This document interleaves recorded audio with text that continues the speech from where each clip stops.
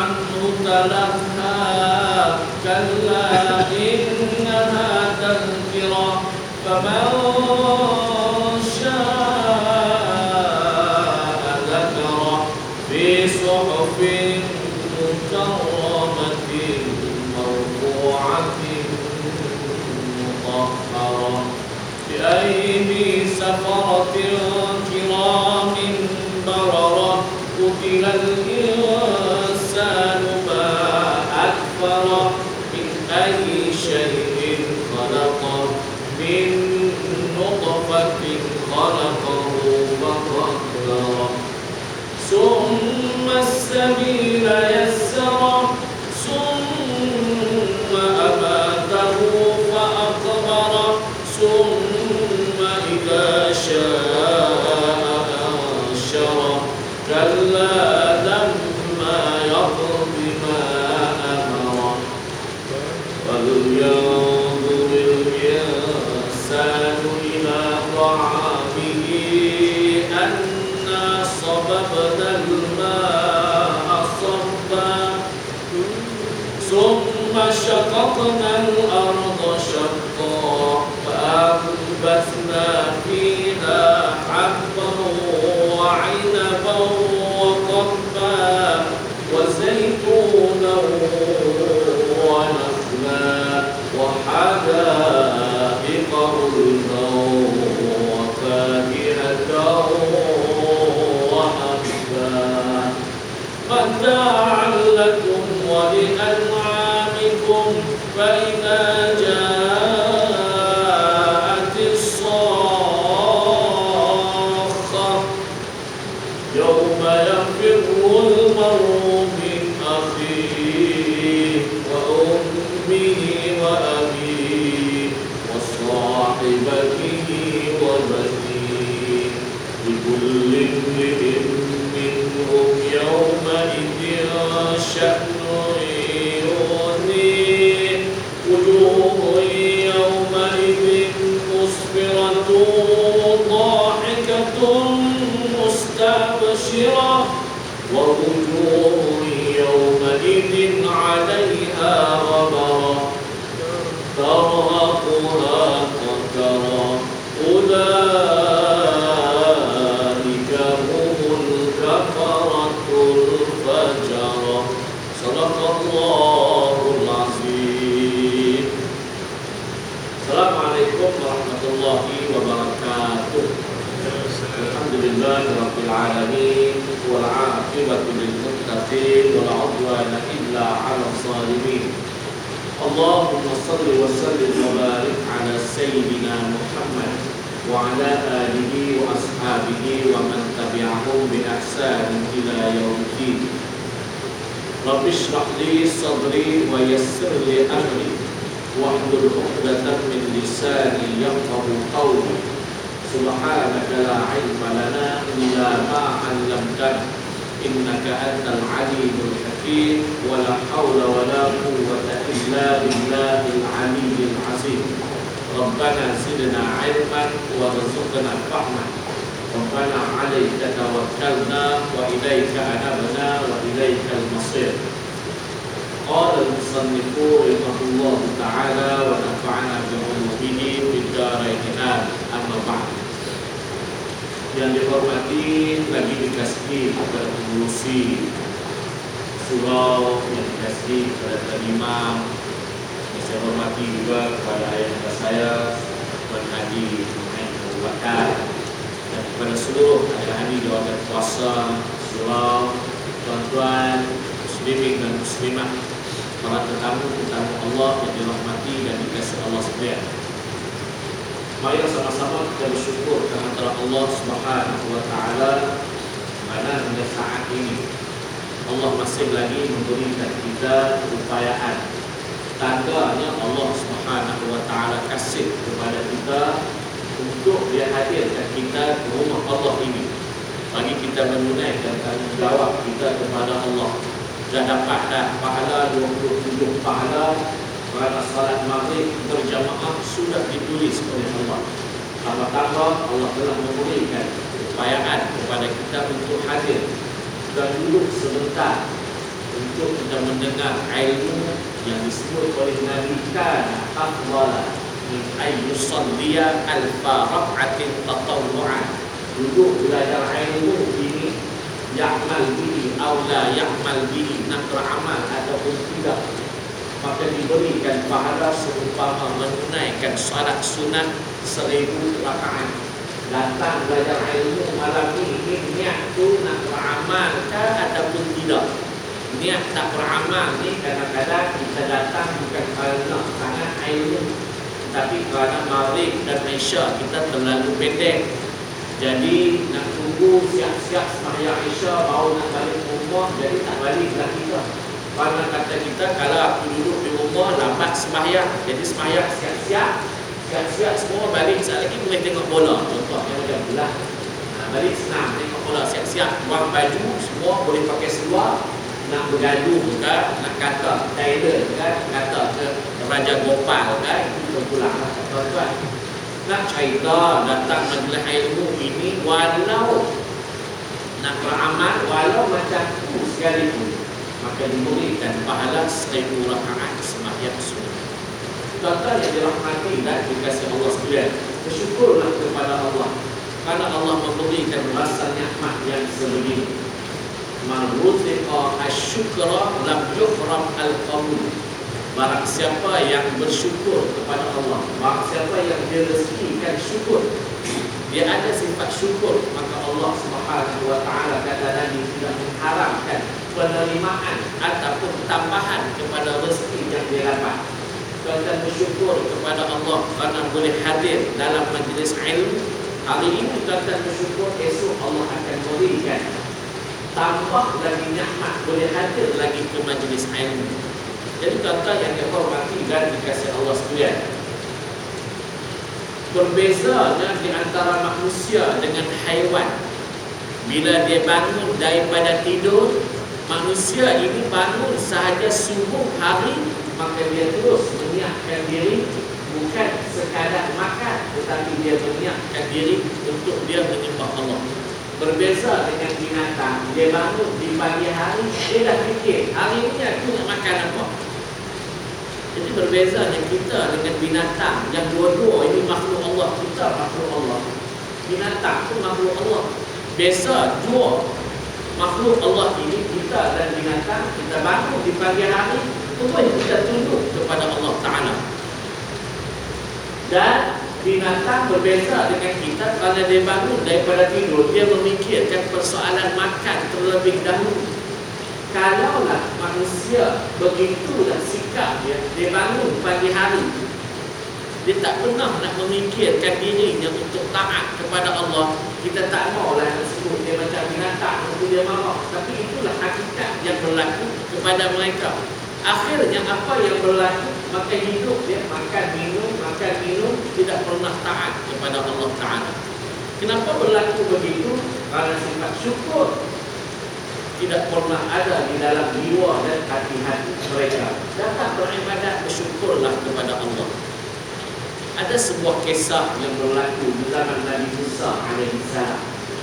Kisah kepada seorang abid, seorang ahli ibadah yang hebat, yang dia ini diceritakan di dalam kitab-kitab kuning, kitab-kitab lama ini. Seorang abid ahli ibadat dan diberikan kepadanya karamah, kehebatan dapat dilihat di sudut zahir. Di antara kehebatannya, dia boleh terbang. Wih, hebat tuan. Dia tu boleh terbang. Ini bukan cerita Ultraman ni. Ini bukan cerita Superman. Ini bukan cerita benda yang ada dalam TV. Dia boleh terbang. Kita hebat lah. Kita rasa-rasa kalau hujan macam ni, balik macam ni, tetap basah. Dia balik, tak basah tuan. Kita kata saya pun tak basah, pakai payung tak basah. Tak, dia tak pakai payung tak basah. Dia boleh terbang, hebat. Namanya Barsisa. Dan kehebatan dia beribadat kepada Allah ini sering dipuji oleh para malaikat di langit. Oh, dia hebatlah.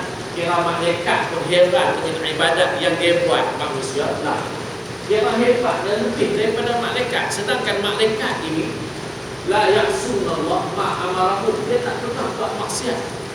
Wa yaf'alu ma yu'maru, dia buat apa yang disuruh oleh Allah. Kalau Allah kata kamu berzikir, dia akan berzikir tak berhenti sampai hari kiamat. Sebab tu ada para malaikat yang kerja dia sujud pada Allah, dia akan sujud pada Allah sampai hari kiamat. Tetapi dengan ibadat yang ditunjukkan dan dilakukan oleh si Warsisah ini, seorang ahli abid di zaman Nabi Musa, menyebabkan dia ini digeruni ibadatnya oleh para malaikat. Satu hari malaikat Jibril naik ke aras bertemu dengan Allah dan bertanya kepada Allah Ta'ala, wahai Tuhan, kami melihat Warsisah ini, hamba-Mu yang namanya Warsisah, seorang ahli ibadat, cukup hebat ibadatnya daripada kami. Apa rahsia yang ada kepada dia yang boleh kami ini diam? Malaikat nak diam. Apa rahsia yang ada pada si abid yang nama Warsisah ni hingga mereka nak diam? Kira hebat lah tuan-tuan. Sampai digurungi oleh malaikat ni kira hebat. Bila Jibril bertanya kepada Allah, apa rahsia yang ada pada Warsisah? Allah jawab sikit saja. Wahai Jibril, Warsisah ni dia akan mati dalam keadaan kufur kepada Allah. Tuh. Yang tadi tengok hebat, rupanya mati dia kufur pada Allah. Bila Allah bagi tahu kepada malaikat Jibril bahawa si Warsisah ni akan mati kufur kepada Allah, pada waktu itu Iblis laknatullah, dia mendengar perkataan Allah kepada Jibril alaihissalam. Iblis itu dia boleh naik. Dia boleh naik sampai ke aras Allah. Iblis, ketua para malaikat, asalnya ketua para malaikat yang namanya Azazil. Dia mendengar perkataan Allah kepada Jibril bagi tahu kepada Warsisah ini, walau hebat ibadat dia akan mati dalam keadaan kufur. Yang sebelum ini dia pun tak kenal Warsisah. Sebab tu kita tuan-tuan, kalau kita beribadat kuat, syaitan tak akan kenal kita. Tapi kalaulah kita ibadat lemah, maka syaitan akan cepat-cepat mengikat kita dan dia kenal kita. Kalau kita ni dah memang kuat ibadat, dia tak kacau. Dia nak kacau kah? Lebih baik dia tak kacau, lebih baik dia kacau manusia-manusia yang tak kuat ibadat. Contoh bukti yang Warsisah ni tak dikenali oleh Iblis. Tapi bila dah Allah bagi tahu pada Jibril si Warsisah ini akan mati dalam keadaan kufur, walaupun ibadatnya lebih hebat dan digeruni oleh para malaikat, maka Iblis ni turun ke dunia cari mana si Warsisah ni, cari jumpa rupanya dia sedang beribadat dalam sebuah masjid. Bila dia tengok Warsisah 1 hari, 2 hari, 3 hari, oh hebat ibadat Warsisah ni. Dia hanya berhenti bila dia nak makan, bila dia nak balik rumah saja. Bila dia duduk aja di masjid sembahyang, dia baca Quran, sembahyang baca Quran, tak pernah berehat, hanya sebentar sahaja. Ataupun dia balik untuk ke rumah dan dia buat kerja-kerja rumah, dia datang balik. Hebat dia. Cukup 3 hari, maka Iblis laknatullah ini dia tukar rupanya yang asal ke rupa seorang ahli abid yang hebat. Seorang ahli abid yang hebat, yang serban yang lebih besar daripada serban si Warsisah. Jubahnya lebih panjang dan meleret daripada si Warsisah. Dan dia beribadat di dalam masjid yang ada Warsisah itu. Macam mana Warsisah beribadat, maka begitulah dia beribadat. 1 hari tak apa lagi, 2 hari, sampai hari yang ketiga barulah Warsisah ni perasan rupanya di dalam masjid dia ada seorang hamba Allah yang beribadat macamnya. Tapi hebatnya ibadat si hamba Allah yang tadi ni, yang syaitan asal yang menyerupai ahli abid tadi, ibadat dia lebih banyak daripada Warsisah. Lebih banyak, lebih lama. Kalau Warsisah dia ada berhenti makan, si abid yang jahat ni, si abid ni, dia tak berhenti makan, straight aja, tak tidur, tak makan, tak balik cari anak minggu. Puasa, si Warsisah puasa ada buka, dia puasa tak ada buka. Dia bayang bukan, pagi puasa, malam puasa, esok pagi, straight 3 hari puasa.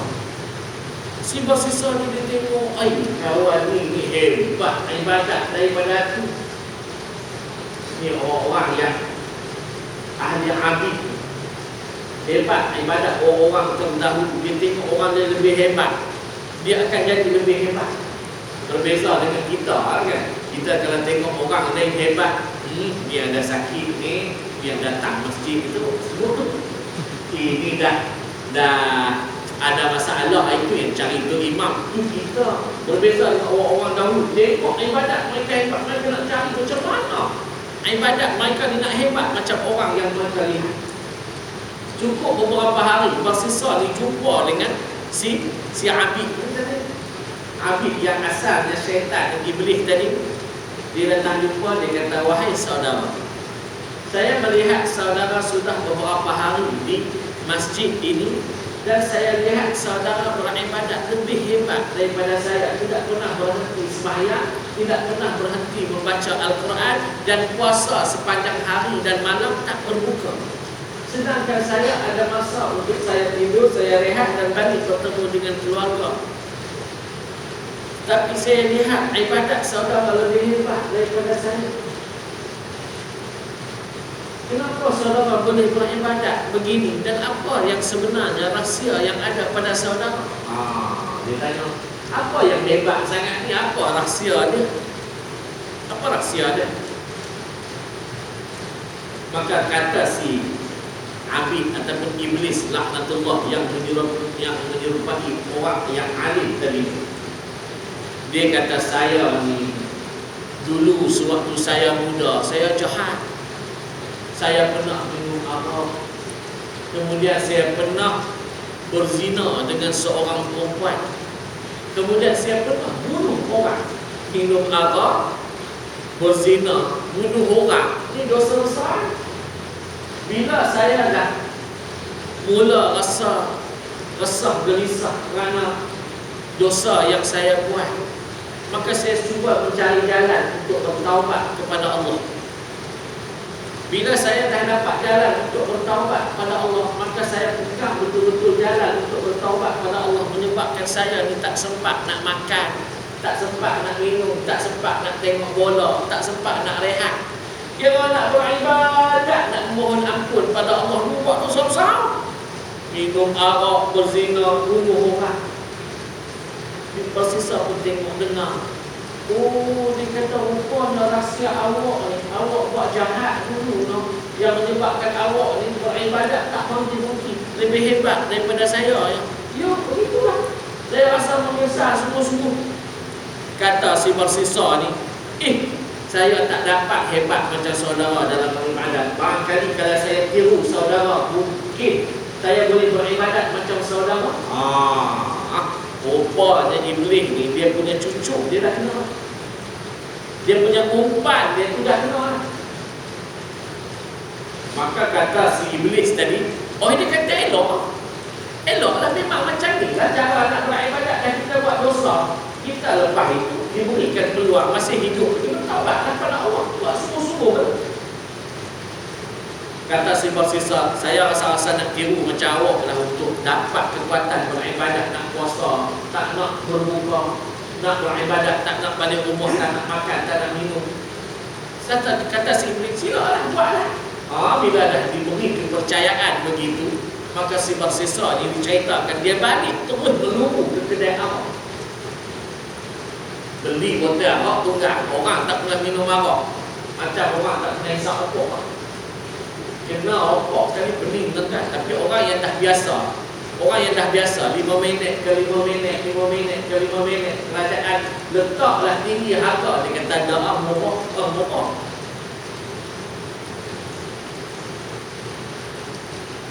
Dia minum arak.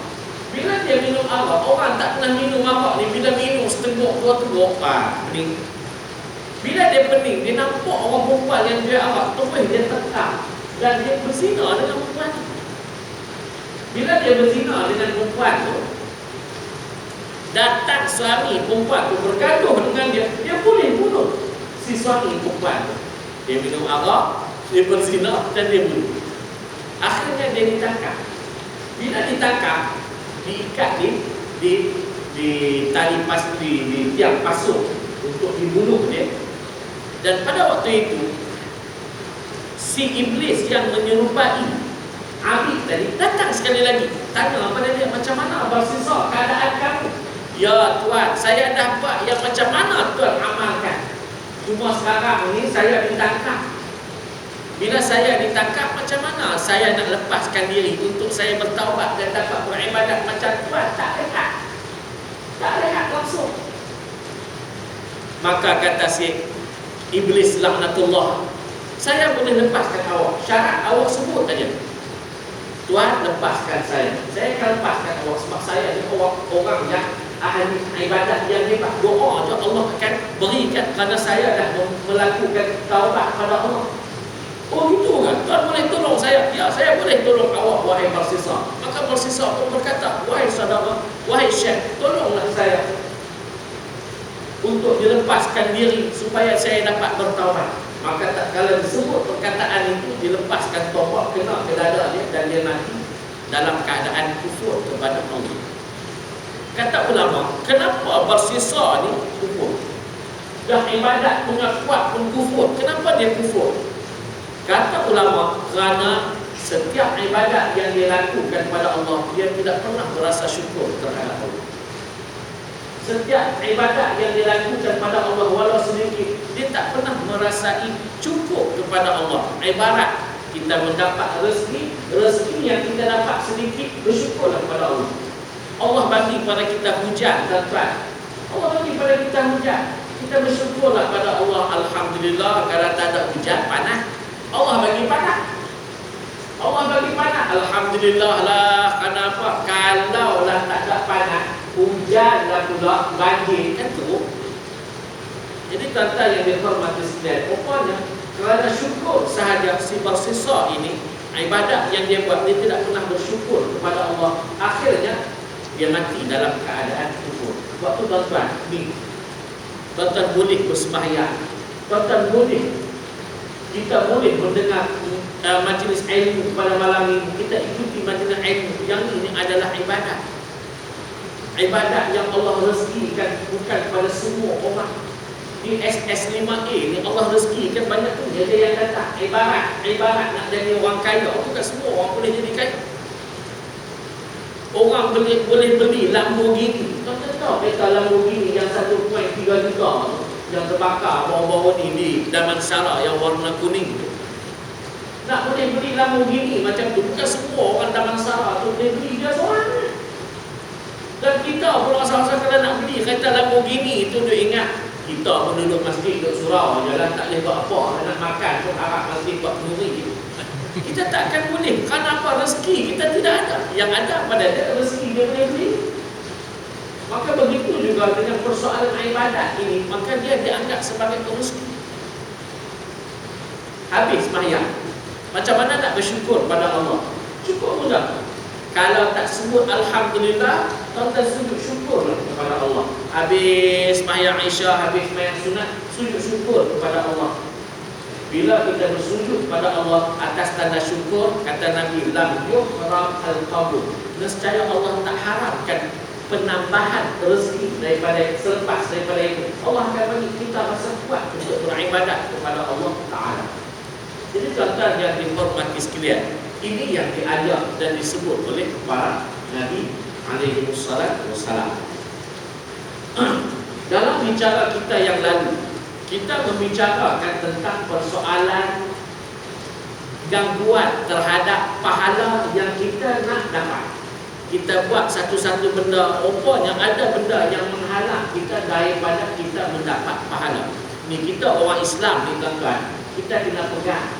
Yang pertama, kita ada undang-undang yang Allah turunkan melalui Quran dan hadis. Yang keduanya, kita ini Allah selamat di akhirat melalui pahala yang kita buat.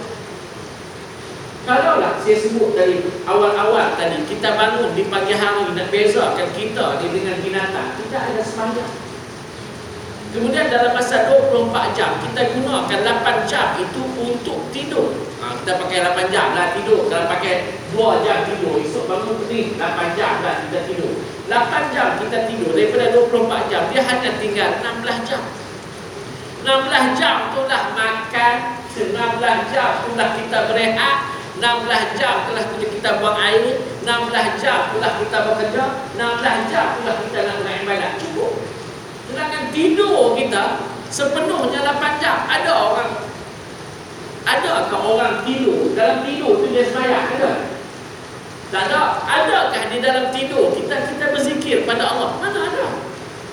Minum buang tak nak buat lah, tuan-tuan. Dalam tidur minta kopi, tak ada. Dia tak tidur kalau dia minta kopi. Tuan-tuan bekerja, tuan-tuan tak akan tidur. Tapi kalau tuan-tuan tidur, tuan-tuan tak bekerja. Bermakna 8 jam tu kosong, tak ada apa kerana kita tidur. Cukupkan 16 jam itu kita nak hasilkan ibadat daripada dia, nak hasilkan sembahyanglah di situ, berzikirlah di situ, majlis ilmu di situ, main pun di situ, baca surah khabar pun di situ. Aku tak kira kita menyembang lagi petang-petang. Macam mana malam ni? Thailand kan? Ni rimau ni betul-betul nak godam gajah putih ke atau gajah putih nak ronyok si rimau. Kan rimau hilang taring kan? Tak tahu dah. Menyembang tu saja 3 jam. Jenis kopi, tongkat Ali, tongkat Musa, semua buka. Semua keluar. Lalah kali malam-malam datang surau. Tak apalah juga tuan-tuan. Cover lah ada benda dunia yang kita bersembang tidak ada pahala, di-coverkan dengan pahala akhirat. Ramai lagi orang-orang yang tidak hadir. Mana pergi mereka? Sebab tu dalam Islam ini ada panduan. Kenapa? Di akhirat ada keselamatan. Apa dia? Dapat syurga. Sa'adatun fid dunya, hasanatan fid dunya wa hasanatan fil akhirah. Rabbana atina fid dunya hasanah. Wahai Tuhan, berikanlah kepada kami ini kebaikan di dunia. Kebaikan di dunia bukan kerana kita makan, bukan kerana kita ada rumah yang besar, tapi bukan kerana kita ada keluarga yang ramai, bukan kerana kita boleh menang bola. Tapi kebaikan di dunia ini apabila kita berada di atas landasan agama. Ini disebut oleh ahli tafsir. Duduk atas landasan agama, selamatlah kita insya-Allah. Selamat daripada maksiat. Kita kalau jadi baik, tuan-tuan, selamat kita daripada kita nak buat jahat. Orang pun tak buat jahat pun kita. 3 hari lepas ada seorang jiran saya di Sungai Serai, Pulangan Selangor. Mak mentua saya lah, di cuti sekolah ni saya bawa anak-anak balik. Isteri dia datang bagi tahu, kata, "Ustaz, suami saya ni demam 3 hari. Hari yang keempat dia rasa takut sungguh-sungguh." Saya kata, "Tak apa, kalau takut kepada Allah kira hebat lah." Dia kata, "Tidak, takut entah apa-apa. Duduk nak pergi buang air pun, saya isteri dia kena pergi teman kat pintu bilik air. Nak pergi kerja pagi-pagi, dia buka kedai, isteri nak kena ada. Dia rasa-rasa macam ada hantu jin yang sedang tengok dia. Dia risau je." Dia kata, "Ustaz pandai berubat." Saya dia tak pandai berubat. Tapi kalau nak perubatan Islam, saya ada kawan-kawan saya, terutamanya yang Ustaz syarahan dalam TV 3.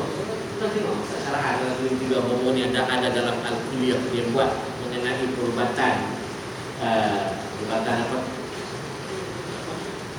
Perubatan yang keluar macam daun-daun semua tu. Santau dia buat live baru ni dalam TV 3 di Al-Kuliah. Keluar macam-macam. Itu di antara kawan-kawan yang pernah hidup dengan saya lah. Saya tak pandai, mereka lebih pandai. Dan saya pun tak erti benda-benda tu. Mereka lebih daripada saya yang tu. Saya kata nak pergi jumpa kan. Dia kata tak apalah dulu, nanti dia nak pakai tok bomoh yang ada di kampung dia. Jadi 2 hari 2 malam tu dia pakai tok bomoh. Dia cerita tok bomoh ni dia datang membaca ayat-ayat dia itu dan buat perubatan tu daripada pukul 11 malam hingga pukul 4 pagi. Tok bomoh yang dia punya dia. Di antara benda yang dia panggil untuk datang tolong dia, seluruh jin-jin yang ada di Gunung Nuang. Tuan-tuan tahu Gunung Nuang kat mana? Gunung Nuang berjalan nak pergi congkak Pangsun tempat kita ada mandi.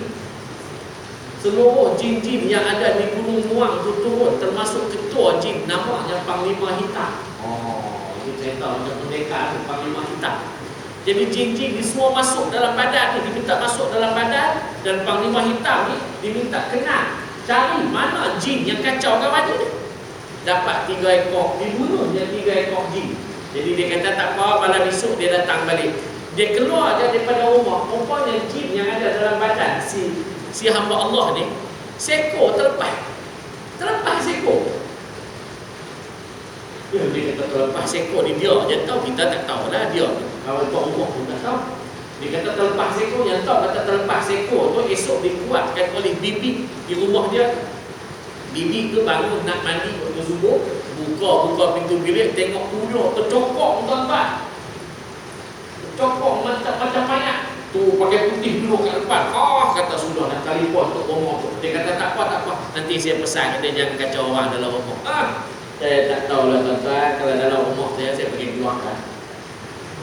2 hari yang ketiga dia telefon, kami tak larat lah Ustaz, tolong. Saya pun bawa dia pergi jumpa dengan kawan-kawan karib Ustaz Syarahan ni semua di Ampang tu, dan dia berubat. Dia menggunakan sepenuhnya ayat Quran. Ayat-ayat Quran yang dia baca tu semuanya saya hafal. Kita hafal lah ayat-ayat Quran yang dia baca. Apa semua hafal lah, banyak yang dia hafal je. Tu aja ayat-ayat Quran yang saya nak cerita. Kemudian bila dia buat satu persatu, esoknya si kawan ni, hamba Allah ni boleh buat kerja seperti biasa. Dan semalam jumpa isteri dia, tanya macam mana kak? Okey, tengok kerja boleh lah Ustaz, pergi kerja. Kalau hari tu waktu kena jin, hari tu ni tengok pakai lebah, mahyang tak berhenti, istighfar. Tapi bila jin keluar daripada badan ni, tengok tak istighfar dah. Kemudian hari tu 3 hari kena jin, tak isap okok. Bila jin dah keluar balik, isap okok balik. Tu saya kata penanda dia hidup normal lah. Tapi macam mana? Dia kata seronok juga kalau suami kena jin, nampaklah dia semayang, istighfar, tak isap okok, pakai pakaian pun elok, nampak dia pakai kopiah pergi mati. Tidak, belum tentu lagi Ustaz. Saya nak cerita pada tuan-tuan, gangguan yang Allah buat ini kepada kita sebagai ujian. Dan Allah sediakan benteng-benteng yang sebenarnya kita tak memerlukan kepada tok-tok bomoh. Kita sendiri dijadikan oleh Allah Ta'ala Quran itu sebagai benteng. Pak mentua saya tuan-tuan berniaga jual nasi lemak dah 20 tahun di Ceras Perdana. Tapi Ceras Perdana tu pukul 7.30 nampak ada van warna hijau tu, dia jual nasi lemak dah 20 tahun. Biasanya nak sampai 20 tahun ni, kalau ikut hukum akal, kita tak tahulah, macam-macam lah ditanam di sekeliling tempat dia berniaga. Sebab yang saya sebut begitu, orang-orang kita ini kadang-kadang kita tengok berniaga tu bukan apa pun goreng pisang, tapi 3 orang tu jual goreng pisang yang sama. Tengok je 2 minggu, orang yang tengah tu hilang. Kenapa? Kiri kanan tu dah hantar jin. Kita tak boleh tengok orang lebih daripada kita. Kita akan buat sesuatu, sihir dia. Ini yang berlaku. Ni orang Islam yang ada hari ini. Dia gerak tengok lebih daripada dia. Biasa dia dapat 50, kawan tu masuk dia dapat 30. Dia hantar sini. Ini yang berlaku. Saya tanya kepada pak mentua saya. Saya tanya dah 20 tahun abah berniaga ni, apa rahsia? Adakah abah tanam apa-apa ke, jumpa tok bomoh? Dia kata tak ada lah. Tapi pernah tak jumpa benda tu di tempat dia berniaga tu, tapak dia tu. Dia kata pernah. Paku pernah jumpa, jarum pernah jumpa, pisau lipat pernah jumpa. Ni kacang-kacang ni macam-macam, kecuali kacang-kacang yang ada dalam kereta kita, dalam motor juga. Tapi kacang hijau, kacang putih, kacang soya, macam-macam kacang juga. Itu semua petanda-petanda orang cuba untuk memusnahkan dia. Tapi 20 tahun ni saya kata, benda apa yang abah tanam di tempat tu nak supaya tak berlakunya sesuatu? Dia kata tak ada apa. Tak ada apa. Bila dia sebut tak ada apa, rupanya rahsia yang ada pada diri dia, dia tak cerita pun kita tahu. Apa hidup dia? hidup dia dengan membaca Al-Quran. Untuk sini imam masjid Sungai Serai, di Sungai Serai jalan pergi ke Congkok tu, batu sebelah. Untuk sini imam situ. Pokoknya hidup dia ni dengan membaca ayat Quran. Dia duduk aja baca ayat Quran. Dia bukan Al-Hafiz, tapi dia menghafal ayat-ayat Quran yang biasalah imam tu baca. Alif Lam Tanzil, Hal ata 'alal insan amma yatasa. Itulah yang diulang. Bahkan kalau dia balik daripada masjid, itulah bacaan datang motor dia sampai ke rumah. Bila sampai ke rumah tu dia kuatkan sikit bacaan sampai cucu-cucu tu boleh bangun subuh. Kalau tidak dia pergi piak semua-semua telinga. Dia ambil air digiun je, tak kira cucu ke anak ke, cepat-cepat bangun. Kenapa? Bacaan Al-Quran. Rupanya tuan-tuan, dengan bacaan Al-Quran ini boleh menghilangkan kita daripada musuh-musuh apa dia? Jin. Jadi tuan-tuan balik bacalah ayat Al-Quran. Sebab tu di dalam Islam ini dia ada benteng-benteng. Bukan setakat hidup kita di dunia, bukan setakat hidup di akhirat kita akan dapat syurga. Di dunia pun ada disediakan benteng-benteng agama di Al-Quran. Sebab itulah tuan-tuan yang dihormati sekalian, permasalahan yang kita nak bincang, yang kita dah bincangkan sebelum ini tentang Gunung Tujuh ini, tentang Gunung Tujuh, perbahasan Imam Al-Ghazali dalam kitab Minhajul Abidin ini mengajak kepada kita erti ni yang dikatakan manusia bila dia muslim dia ada jalan-jalan agama. Di antaranya yang disebut di sini ada jalan-jalan ataupun kerja-kerja yang kita buat penyebab kepada pahala kita terhalang. Ada 3. Yang pertamanya dalam mencari rezeki. Disebut oleh Imam Ghazali, kadang-kadang dalam mencari rezeki ini penyebab kepada pahala kita terhalang. Kerana mencari rezeki lah orang lupa mayang maghrib. Kerana mencari rezeki lah bulan Ramadan jual kuih di bulan Ramadan. Orang azan dia buka puasa, tahu dia berpuasa, tapi bila sembahyang. Bila sembahyang. Kerana mencari rezeki lah orang boleh tunggu di pasar malam daripada pukul 3 sehingga Aisyah. Tak tahu kot dia jamak asar ke maghrib ke Aisyah. Tak tahulah pakai mazhab apa, tak tahulah kalau jamak macam tu. Biasa kita dipakai mazhab Syafi'i. Maghrib ke Aisyah, zuhur ke asar, subuh tak ada. Ada orang dia jamak semua. Bila dia sembahyang, dia tak sembahyang, melainkan orang tolong sembahyang ke atas dia bila dia mati. Yang tu dipanggil jamak apa? Jamak takyah. Jamak takyah. Tahu jamak takyah? Jamak tak payah sembahyang. Impun sekali orang tolong sembahyang ke atas dia. Yang ni contoh mazhab apa? Bukan mazhab Syafi'i. Yang ni dipanggil mazhab Al-Malasi. Mazhab orang Malak. Jamak kita biasa dengar jamak takdim, jamak takhir. Himpunkan waktu-waktu sembahyang ni, maghrib ke Aisyah, zuhur ke asar, atau asar ke zuhur, atau Aisyah ke maghrib. Yang ini dijamak semua orang tolong sembahyang ke atas dia. Jadi bila orang tolong sembahyang ke atas dia, umur dia mati 60 tahun tak sembahyang contoh. Orang tolong sembahyang ke atas dia, orang pun tak larat tuan-tuan nak rokok sujud dengan kita sakit lutut tu, ya orang takbir dia 4 kali ke atas dia. Dia pula pakai mazhab Al-Malasi. Bukan tuan-tuan di sini dah 4 lain dah kata orang 4 lain orang Islam 4 lain kampung saya ni.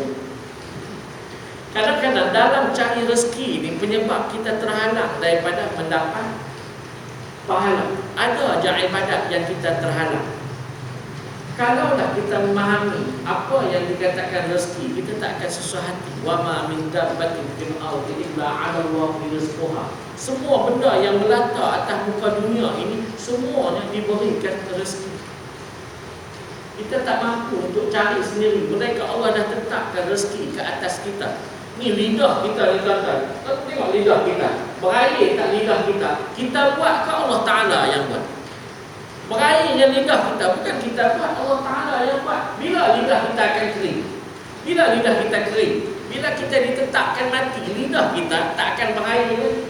Jadi sebab tu bangun pagi-pagi pegang lidah tu. Hidup lagi lainnya aku hidup lagi. Pegang-pegang air dan macam kering, macam getah. Cepat-cepatlah datang surau tuan. Bayang yang tu pun kita dah tak boleh nak buat dah. Ramli kata apa? Ramli kata apa? Rezeki ni ulat dalam batu pun ada rezeki. Suruh tak. Tapi kalau Allah tulis pada dia, dia tak ada rezeki, tak ada dah. Orang tu kahwin 40 tahun tak ada rezeki kan anak? Tak ada. Ada orang yang Allah rezekikan dia. Ujung tahun beranak, akhir tahun pun beranak. Itu dia. Ada orang yang Allah rezekikan dia, bukan setakat satu, isteri dia 4. Dia dah kahwin 20 tahun, isteri 4. Kira-kira balik anak 24. Cucu dia, anak dia 24. Kira balik cucu dia 2 biji 4. Boleh buat satu kelompok keluarga yang besar. Saya pernah pergi ke Iraq. Pergi ke Iraq ni saja berjalan je lah. Saya pergi seorang je naik bas. Kebetulan ada 2 orang perempuan Malaysia nak ikut saya. Saya kata jom, tak ada masalah apa, ikutlah naik bas. Naik pergi ke kota Baghdad. Sampai kota Baghdad ke 18 jam naik bas. Itu.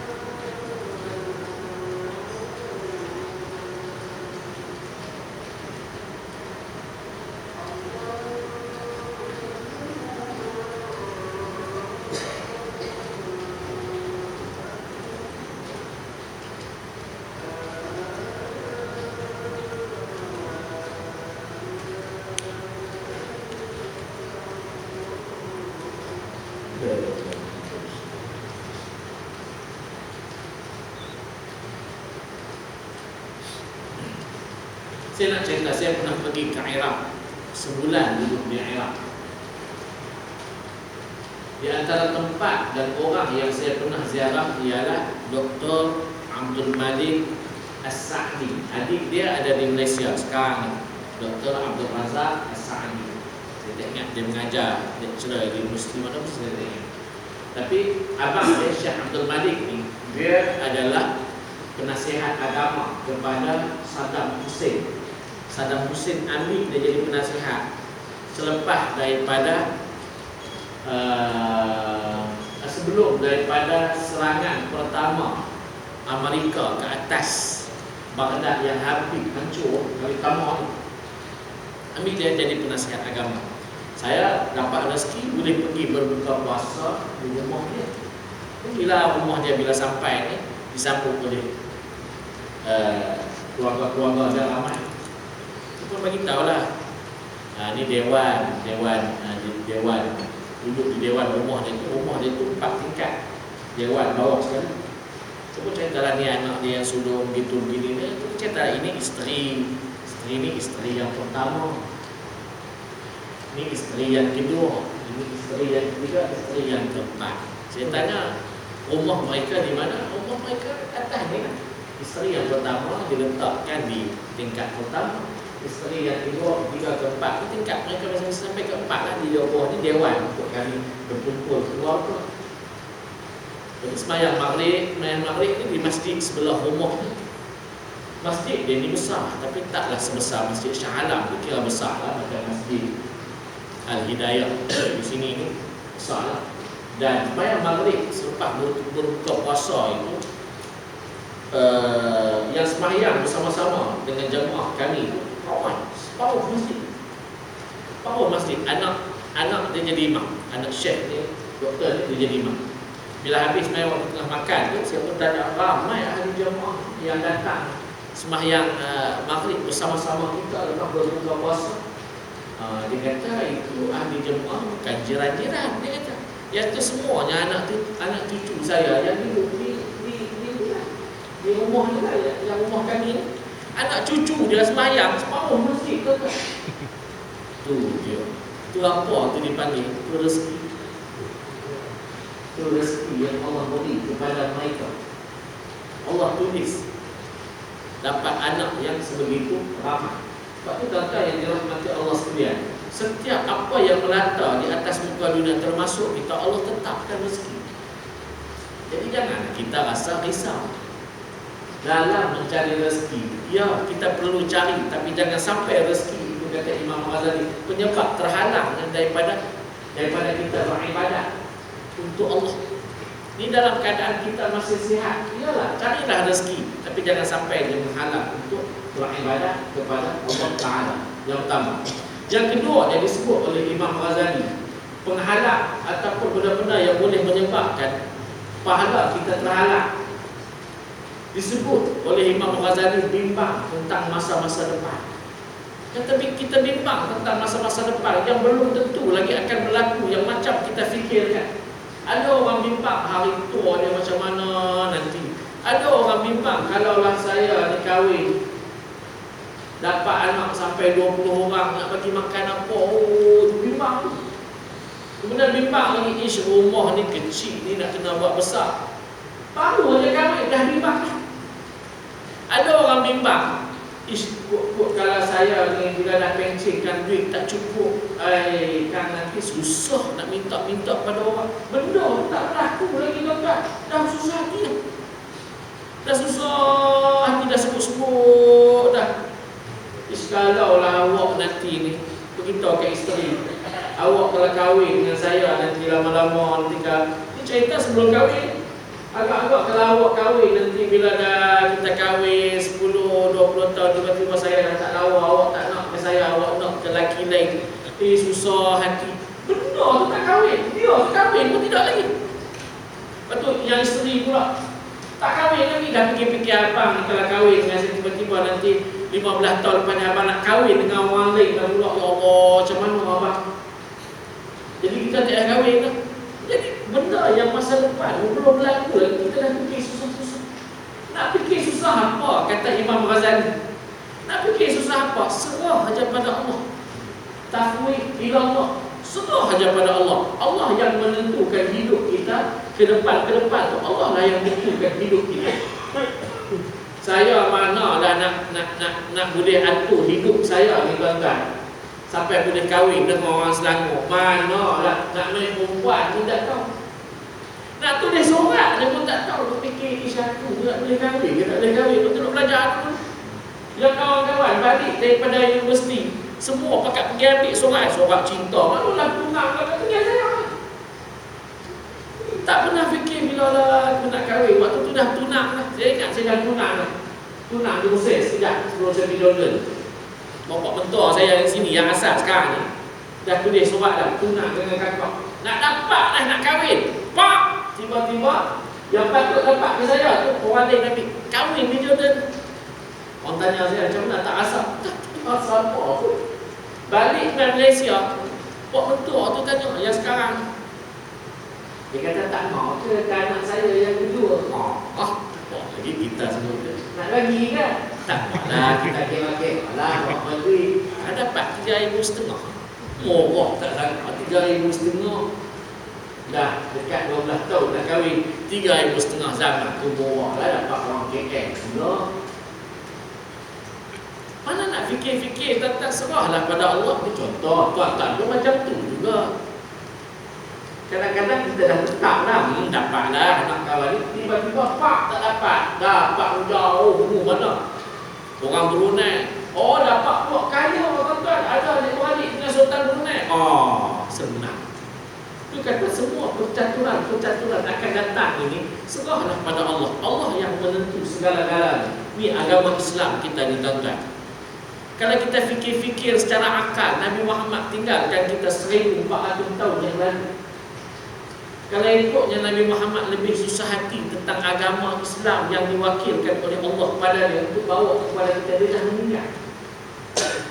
Tapi dengan takdir Allah, lagi semua Allah punya kerja. Sekarang ni agama Islam ni kita yang pegang. Walaupun kita tak pernah bertemu dengan Nabi Muhammad, kita kasih pada dia, kita buat program Maulid Nabi, kita berselawat ke atas dia. Pernah tak kita jumpa dengan Nabi Muhammad? Muhammad banyaklah kita jumpa. Nabi Muhammad tu pernah ke kita jumpa?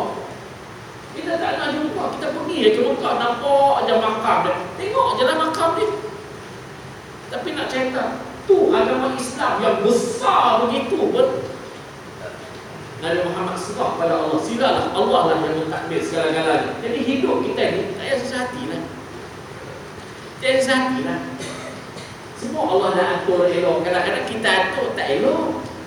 Kalau kita atur sendiri, kadang-kadang iyalah, kadang-kadang elok lah, tapi kadang-kadang tak sampai ke tahap yang kita nak. Tapi bila Allah atur, kita terima. Terimalah, insya-Allah. Moga-moga Allah akan terima. Inilah yang dikatakan oleh Imam Ghazali, bimbang dengan masa depan boleh menyebabkan rosaknya pahala. Serahlah pada Allah, tak apa. Kemudian yang ketiganya, gangguan daripada keluarga. Gangguan daripada keluarga. Gangguan daripada keluarga ni benda yang kecil boleh menyebabkan pahala kita tertangguh. Kita nak datang surau, tiba-tiba isteri bagi tahu, malam ni abang kita tengok bola lah no.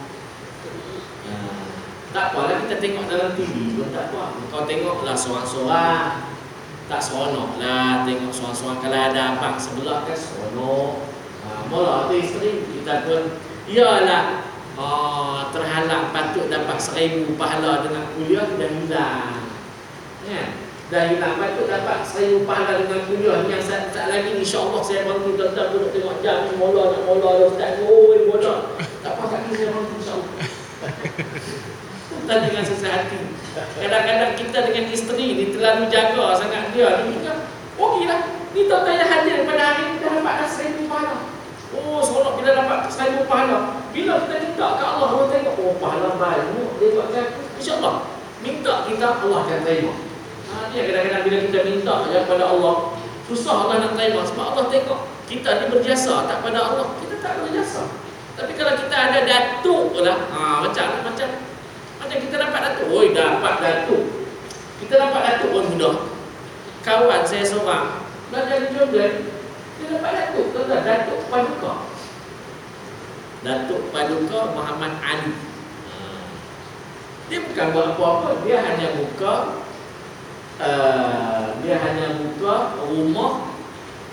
rumah anak-anak yatim sahaja. Belajar dia 30 orang, dia dapat datuk Paduka. Saya tanya pada dia, bila dapat datuk Paduka ni apa? Oh, dia kata bila dapat datuk Paduka, duit daripada Perancis pun turun. Dia hebat. Duit daripada Perancis pun turun. Ni dia kata ni bulan depan nak pergi Australia, bulan satu lagi nak pergi Bangkok. Tu dia. Kalau apa tu dapat datuk. Dia kata insya-Allah 3 bulan ni dapat datuk Seri pula. Ya Allah. Bila kita berjasa, orang beri kepada kita sesuatu. Macam mana kita berjasa dengan Allah Ta'ala, Allah beri kepada kita pangkat hamba, kita minta aja dapat. Jadi tuan-tuan yang dirahmati Allah sekalian, dalam berhadapan dengan keluarga, terutamanya isteri, kadang-kadang anak-anak, macam mana nak buat dengan tanam dalam diri ini? Kata Imam Ghazali, sabar. Apa dia sabar? Ada setengah orang sabar. Saya ni tak datang kuliah malam ni bukan sebab apa, sabarlah perangai isteri tu. Dia, isteri saya ni orang Taylor, nak tengok dengan bola Taylor lawan Malaysia. Dia ajaknya saya tak pergi datang surau. Itu yang saya sabar dengan perangai dia. Nak marah dia, duit dia banyak saya pakai dah. Di Thailand pun saya pergi, dia lah yang tanggung saya. Nak marah, isteri kita lawa lah dulu. Masak pun sedap. Dapat pun di Thailand dulu apa semua. Nak marah susah. Itulah yang saya sabar dengan perangai isteri. Itu bukan sabar, tuan-tuan. Itu dipanggil dayus, pengecut. Sabar ni, walau isteri kita tak payahlah pergilah bang, kita tengok bola lah malam ni sama-sama pukul 8.30. Kita tetap pergi. Tak apalah awak nak tengok. Saat lagi ni saya balik tengok dengan awak. Yang pentingnya saya nak pergi kuliah kerana nak dapatkan pahala 1000 pahala duduk dalam majlis ilmu. Walau kita balik tu muka dia muncul, pergi ke dapur, angkat-angkat, tidur lagi, tinggal apa tuan-tuan? Ayat kosong. Tak apa. Jangan marah pada dia. Ambil kunci motor tu, kedai mamak ada, pergi dah makan. Ini yang dikatakan sabar. Dengan isteri ni kita sabar begitu, Allah beri pahala yang besar. Alah, tuan-tuan balik pertama tengok muncul aja. Tuan-tuan pergi kedai, tuan-tuan goreng benda yang tuan-tuan beli, benda yang dia suka. Contohnya dia suka makan apa? Dia suka makan mi goreng mamak. Tuan-tuan beli yang spesial yang ada telur atas tu, tuan-tuan pergi hidang dia, mesti dia senyum. Nak lari mana isteri kita tuan-tuan? Dia nak lari mana? Dia nak lari mana? Kalau umur dia duduk di Pahang, dia nak lari ke malam? Dia tak lari ya tuan-tuan. Saya buat ke isteri saya, dia pun tak boleh lari. Saya buat dia pergi, dia nak lari ke Selangor. Dia nak naik bas, dia tak tahu. Isteri saya tu, dia boleh bawa kereta. Tapi ke mana? Ke kanan. Dari kanan balik ke rumah, pergi ke sekolah anak saya. Balik. Kalau dia keluar daripada kanan, keluar dari kawasan sekolah anak saya, dia dah tak tahu. Tak tahu lah bang, tak tahu mana nak pergi dah. Senang. Pilih isteri yang macam tu. Jadi tuan-tuan yang dirahmati dan dikasih Allah sekalian, dengan isteri ini sabarnya begitu. Bukan sabar ikut dia, tapi ikut kehendak Allah. Tak apalah sikit-sikit, tak apa. Dia nak marah sikit-sikit pun tak apalah. Dia nak marah macam mana pun, alah takkan dia nak bunuhnya kita. Abang pergi ya surau, saya balik nanti tunggu dengan parah. Tak ada tuan-tuan, itu dia gertak aja. Takkan dia nak bunuhnya kita. Kalau kita mati, siapa nak tanggung ke atas dia? Kita yang bela dia, kita yang jaga dia, kita yang beri duit pada dia. Isteri tak buat, kadang-kadang dia gertak aja. Orang panggil gertak apa tuan-tuan? Gertak sambal kan, orang panggil gertak sambal. Tuan-tuan kita gertak sambal aja. Alah, bukan panas sampai ke petang. Kejap-kejap aja. Alah, tuan-tuan balik aja. Beli kopi, tarik kacik Fatimah. Adik tuan-tuan. Tuan-tuan singgah aja kedai. Tuan-tuan beli aja baju kurung pada dia yang 15 hari gitu. Selesai tuan-tuan lawa dah, habis dah dia cerita. Dia nak apa? Kita beli. Selesai tuan-tuan. Ini cara nak berhadapan dengan isteri. Ini rahsia lah tuan-tuan. Jangan dia cerita ke isteri pula. Isteri di atas ni dia tak tahu. Isteri orang lain ikut lah. Rahsia berhadapan dengan isteri. Sebab tu Imam Ghazali kata, 3 benda ni menyebab kalau kita tak boleh nak berhadapan, bermakna pahala kita akan hilang. Free dia. Sedangkan mudah. Yang pertama, soal cari rezeki, tawakallah pada Allah. Selain daripada usaha, serahlah pada Allah. Allah yang tulis. Yang keduanya, jangan bimbang tentang masa depan. Serahlah pada Allah. Allah yang tetapkan masa depan kita sampai bila umur kita bila. Rezeki kita banyak mana Allah dah tulis. Jangan susah hati lah. Usaha juga, tapi jangan susah hati. Kemudian yang ketiga, dalam berhadapan dengan keluarga, letakkanlah sabar. Bagaimana sabar? Kita tetap ikut perintah Allah. Walaupun keluarga kita kadang-kadang menentang kita sikit saja. Kalau isteri sikit saja. Tapi kalau kita pandai sabar dengan apa yang dilakukan, insya-Allah pahala kita dapat. Allah alam. Nanti kita sambung lagi. Yang baik daripada Allah, yang kurang daripada terima sendiri. Kalau ada apa-apa contoh yang saya buat tak sedap dan dengar, minta maaf dalam. Kalau ada perkataan yang menyebabkan tuan-tuan terasa saya sebut, minta maaf sekali lagi. Semoga dia menjadi panduan kepada saya. Selepas ini tak ada perkataan-perkataan yang buruk yang saya sebut yang akan yang lebih berumur lah daripada saya. Wallahu a'lam. Wabillahi hidayah taufik. Assalamualaikum warahmatullahi wabarakatuh. A'udzubillahi minasyaitonir rajim. Bismillahirrahmanirrahim. Allahumma rzuqna fahman nabiyyin wa hifdzal mursalin ilhaman malaikatul muqarrabin fi 'afiyati ya arhamar rahimin. Allahumma rzuqna fahman nabiyyin wa hifdzal mursalin wa ilhamal malaikatul muqarrabin fi 'afiyati ya arhamar rahimin. Walhamdulillahi rabbil alamin. Allahumma arhamna bil Qur'an waj'alhu lana imaman wa nuran wa hudan wa rahmah. Allahumma zakkirna minhu ma nasina wa 'allimna minhu ma jahilna warzuqna